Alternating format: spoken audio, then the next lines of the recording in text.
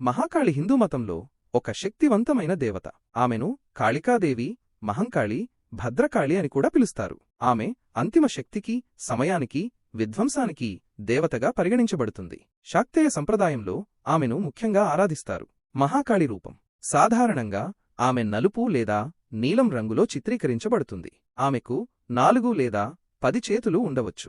4 చేతులు ఉన్న రూపంలో ఆమె ఒక చేతిలో ఖడ్గం, మరొక చేతిలో రాక్షసుడి తల మరియు మిగిలిన 2 చేతులతో అభయ మరియు వరద ముద్రలను కలిగి ఉంటుంది. 10 చేతులు ఉన్న రూపంలో ఆమె వివిధ రకాల ఆయుధాలను మరియు వస్తువులను కలిగి ఉంటుంది. ఆమె పుర్రెల దండను ధరించి ఉంటుంది మరియు ఆమె నాలుక బయటకు చొచ్చుకుని ఉంటుంది. ఆమె భయంకరమైన రూపాన్ని కలిగి ఉన్నప్పటికీ ఆమె తన భక్తులకు రక్షకురాలు మరియు తల్లిగా కూడా పరిగణించబడుతుంది.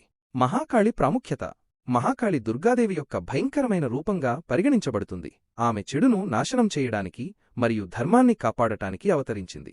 ఆమె మృత్యువు మరియు సమయంతో సంబంధం కలిగి ఉంది, కాని ఆమె వాటిని అధిగమించే శక్తిని కూడా సూచిస్తుంది. తంత్రసాధనలో మహాకాళికి ప్రత్యేక స్థానం ఉంది. పురాణాలలో మహాకాళి దేవీ మహాత్మ్యం మరియు ఇతర పురాణాలలో మహాకాళి యొక్క అనేక కథలు ఉన్నాయి. ఒక కథ ప్రకారం దుర్గాదేవి మహిషాసురుడిని ఓడించలేకపోయినప్పుడు ఆమె శరీరం నుండి మహాకాళి ఉద్భవించి అతడిని సంహరించింది. మరొక కథలో శివుడిని శాంతపరచడానికి ఆమె భయంకరమైన రూపాన్ని దాల్చింది.